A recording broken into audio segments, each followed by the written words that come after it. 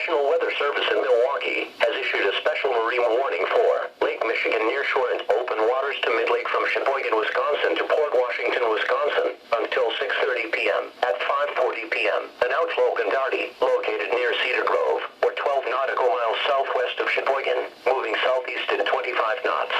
Hazard, wind gusts 34 knots or greater. Source, radar indicated.